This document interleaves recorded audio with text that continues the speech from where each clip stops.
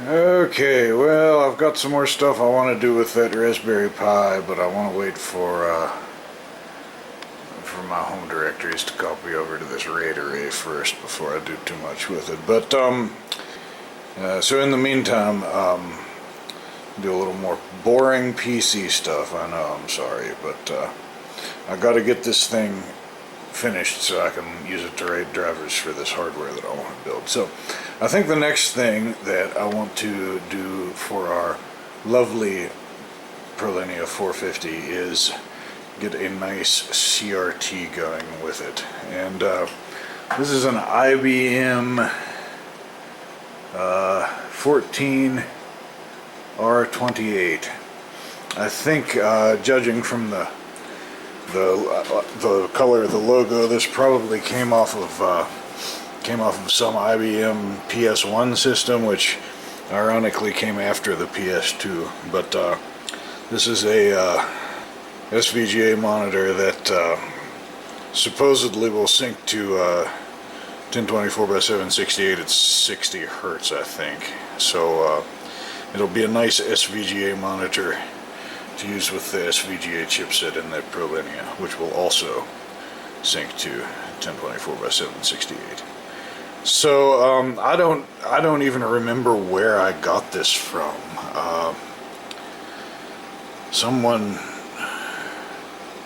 Someone may have left it at my house with a bunch of other junk, and I forgot about it a long time ago. So when I moved into this place, I found it and I was like, "What's this?" Huh. And put it in a stack somewhere, and then forgot about it again. And then found it again when I was cleaning up all of this stuff and moving upstairs where I had room to actually do stuff. One of these days I'll be on one of those TV shows where, you know, some hoarder like is found dead, buried under all of their shit that fell on top of them or something. But in the meantime, this seems like a great idea, you know, right? We can just take the monitor, test and make sure it works, plug it into the machine and go, right? Well, not so fast, techs. This monitor was made during the time when IBM was trying to be incompatible with everyone else. So even though it's a VGA monitor, it uses a DB9 connector for the video input. And I don't have the right cable for this monitor. But I do have some cheap VGA cable that came off of some broken machine. It's a newer thing, but I guess I can probably just cut it in half and wire a DB9 connector on one end and put a new RF choke on it if I don't have enough room. So yeah, let's look on the internet and see if we can find a pinout for that port. First though, I guess I ought to check and make sure it even powers up. Well, I felt some static electricity. The power LED is on. I don't hear any flyback, but it's not getting any sync, so that's not surprising. If I let it warm up here, I've got the brightness and contrast turned all the way up. There's no bright white on the screen or anything, but when I turn it off, I can see the picture collapse there. So I'd like to be able to test it first, but I don't know. Let me try something. I'll be back in a second. This isn't going to work very well.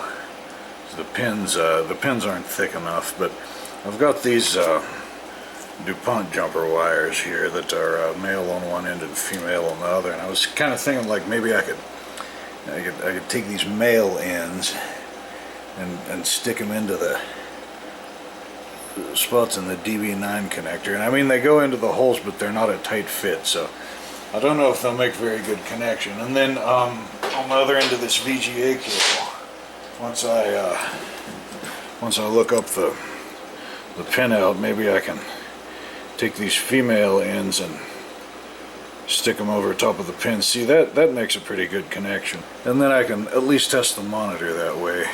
And then if it doesn't work or I can't figure out the pinout, then I won't have cut this cable up on for no reason. So I've only got horizontal and vertical sync and the red channel hooked up right now.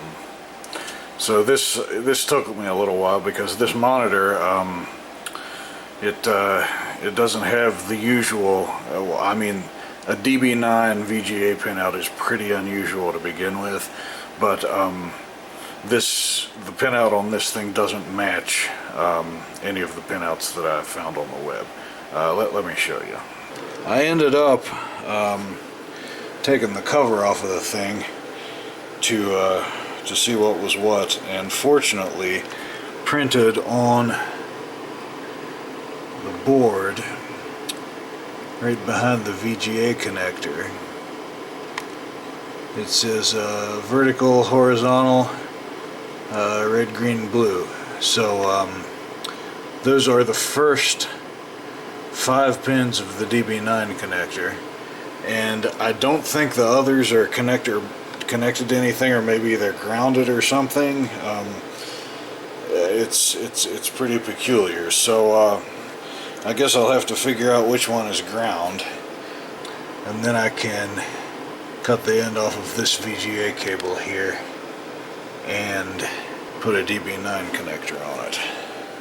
Yeah, it shouldn't be hard to find the ground. I can just ring the ground out with my continuity tester. Yeah, let's do that. It looks like pins 6 through 9 are all just tied directly to ground. Good enough. I'm gonna make a cable and see what happens.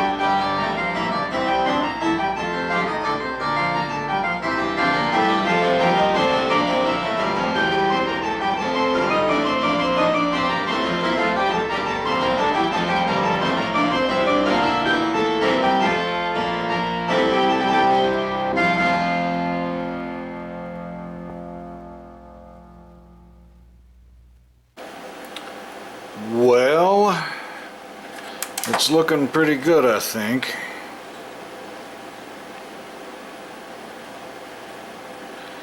It's not super bright, so I guess it's had a good bit of use, but I don't see any burn-in, and I probably ought to focus it a little bit.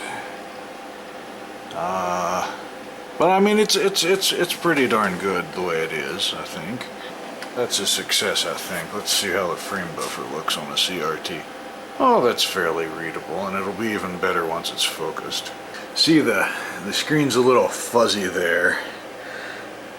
I don't see any color bleed or anything like that, but it probably just needs the focus control adjusted inside. But I was going to put a new RF choke on this this end of the video cable too, so forgive the flashing lights. That's that disk drive enclosure.